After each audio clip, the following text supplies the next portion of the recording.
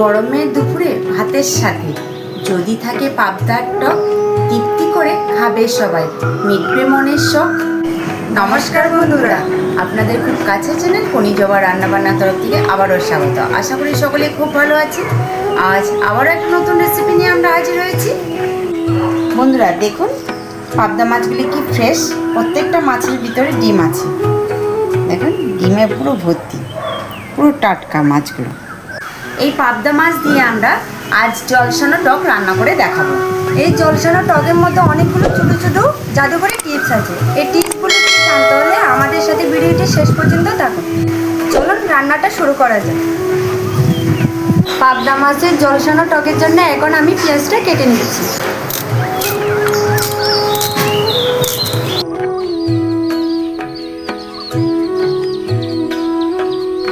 এখন আমি আলুটা কেটে নিচ্ছি।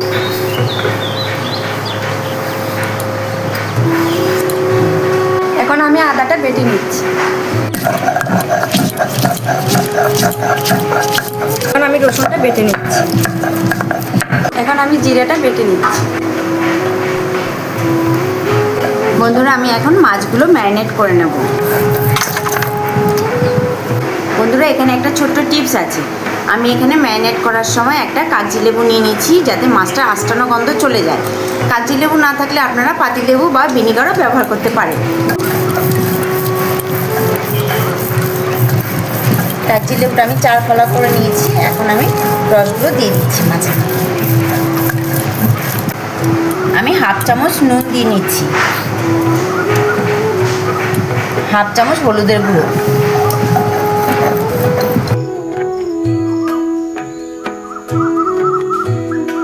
আমি অল্প লঙ্কার গুঁড়ো দিয়ে নিচ্ছি। ম্যারিনেট করার সময় অল্প আমি সাদা তেল দিয়ে নেব। কিছুটা কাঁচা লঙ্কা বেটে নিচ্ছি। এখন আমি শস্যটা বেটে নিচ্ছি। বন্ধুরা কড়াই গরম হয়ে গেছে, এখন আমি তেল দিয়ে নেব।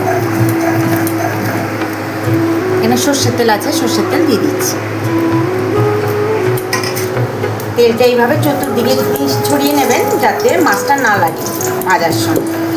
মাছ ভাজার আগে তেলের মধ্যে আমি বড়িগুলো ভেজে নেব। বন্ধুরা এখানে একটা ছোট্ট টিপস, যে কোনো টকের মধ্যে আপনারা বড়ি বা ডালের বড়াও দিতে পারেন, যে কোনো ডালের বড়া করে দিতে পারেন। মাছগুলি এখন আমি ভাজবো, তার আগে আমি তেলের মধ্যে অল্প নুন দিয়ে দিচ্ছি। বন্ধুরা এখানে একটা ছোট্ট টিপস, পাবদা মাছগুলি কিন্তু ভীষণই নরম মাছ, সাবধানে ভাজবেন যাতে ভেঙে না যায়, আর নিজের গায়েও যাতে না ছিটকায়।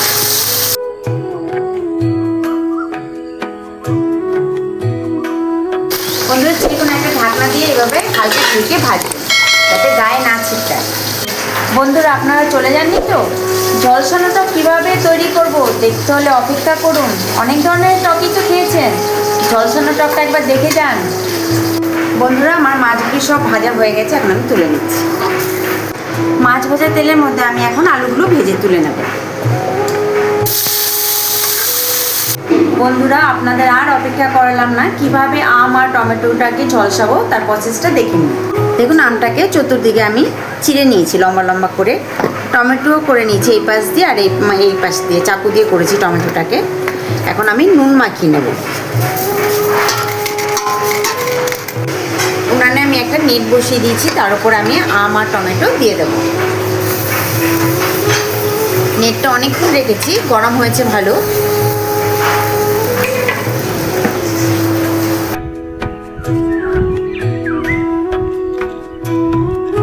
টমেটো দুটো ঝলসানো হয়ে গেছে, আমটাও হয়ে এসছে, তার জন্য আমি 3টে শুকনো লঙ্কা দিয়ে দিচ্ছি। শুকনো লঙ্কা কিন্তু আমি হালকা ঝলসে নেব, কারণ আমটা নরম হয়ে গেছে। গরম তেলের মধ্যে এখানে আমি 2টো গোটা শুকনো লঙ্কা 2 টুকরো করে নিয়েছি, দিয়ে দেব।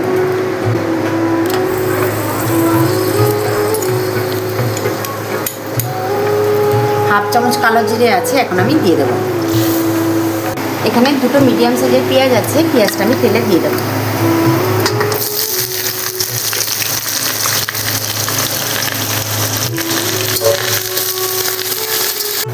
হাফ চামচ আদা রসুন একসাথে বাটা আছে, আমি দিয়ে দিচ্ছি।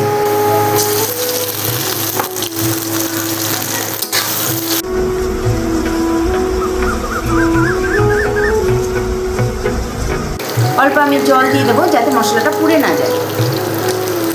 একদম একটু। জিরে আর কাঁচা লঙ্কা বাটা 1 চামচ আমি এখন দিয়ে দিচ্ছি। এখানে রসুন আর আদার কাঁচা গন্ধটা চলে গেছে, তাই আমি জিরে আর কাঁচা লঙ্কা বাটাটা দিয়ে দিচ্ছি। বন্ধুরা, মশলাটা আমার কষানো হয়ে গেছে। দেখুন মশলা থেকে তেল ছেড়ে দিয়েছি, পুরো তেল ছেড়ে দিয়েছি। ভেজে রাখা আলুগুলো এখন আমি মশলার মধ্যে দিয়ে দেবো। আমি এখন মশলার মধ্যে নুন দিয়ে দেবো। 1/2 চামচের একটু বেশি নুন নিয়েছি, 1 চামচ পুরো নয়, দিয়ে দিচ্ছি। একদম অল্প লঙ্কার গুঁড়ো আমি দিয়ে দিচ্ছি। 1 চামচ হলুদ গুঁড়ো আমি দিয়ে দিচ্ছি। 1/2 চামচ চিনি দিয়ে দিচ্ছি।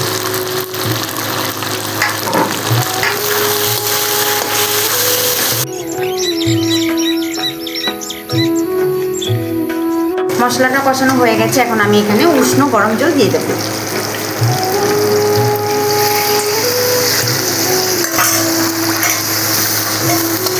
জলসনা আমটা এখন আমি গ্রেট করে নিচ্ছি।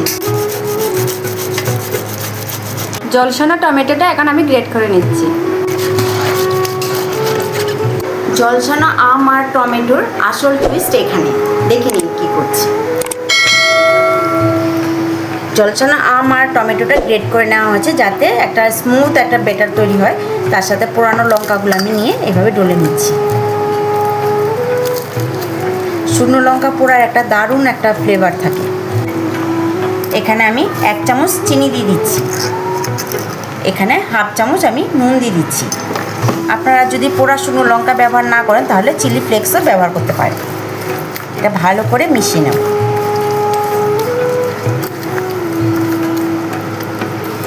টক ঝাল নুনের ব্যালেন্স এখানেই করতে হবে।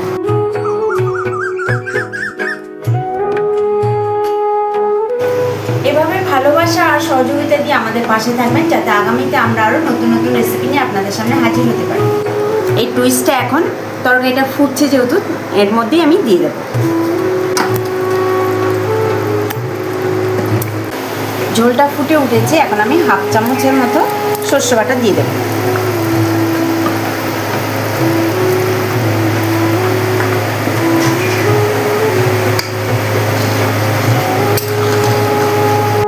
ঝলসানো টকের ঝোলের মধ্যে এখন আমি পাবদা মাছগুলো দিয়ে দেবো। ভেজে রাখা মাছগুলো এখন আমি দিয়ে দিচ্ছি।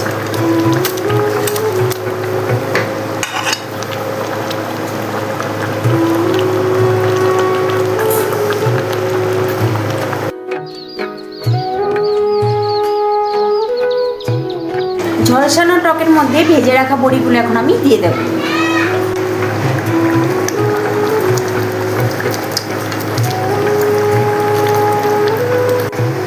পাবদা মাছের জলসানো টকের রেসিপিটি যদি আপনাদের ভালো লেগে থাকে অবশ্যই কমেন্ট করে জানাবেন, আর আপনাদের কাছের বন্ধুদেরকে অবশ্যই শেয়ার করবেন। পাবদা মাছের জলসানো টকটা আমার হয়ে গেছে। এখন আমি 4-5টা কাঁচা লঙ্কা এখন দিয়ে দেবো, চিড়ে রাখা কাঁচা লঙ্কা অবশ্যই। অল্প ধনে পাতা আর পুদিনা পাতা আছে কুচানো, এটা আমি এখন দিয়ে দেবো।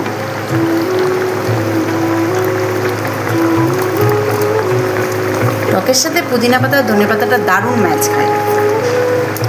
আমাদের এই কলিজাবা রান্নাবান্না চ্যানেলটিতে যে সকল বন্ধুরা নতুন, তারা অবশ্যই সাবস্ক্রাইব করবেন, বেল আইকনে ক্লিক করতে একদমই ভুলবেন না, যাতে নতুন নতুন রেসিপি সবার আগে আপনাদের কাছে পৌঁছে যায়। ভালো থাকবেন, সুস্থ থাকবেন, সবসময় আমাদের সাথে থাকবেন। আজকের মতো পাবদা মাছের জলসানো টকের রেসিপিটি এখানেই শেষ করলাম। নমস্কার, টাটা। কে বলে কেমন হয়েছে? হেভি হচ্ছে, ফাটাফাটি ফাটাফাটি। এটা কি মাছ গো? জলসানো পাবদা মাছের টক। দারুণ হয়েছে, ফাটাফাটি হয়েছে। নুন জাল সব ঠিক আছে? সব ঠিক আছে বন্ধুরা, একদম okay। আমরা যেভাবে দেখিয়েছি আপনারা ঠিক প্রসেসিং একইভাবে করে দেখবেন। আশা করি খুব ভালো লাগবে আপনাদের।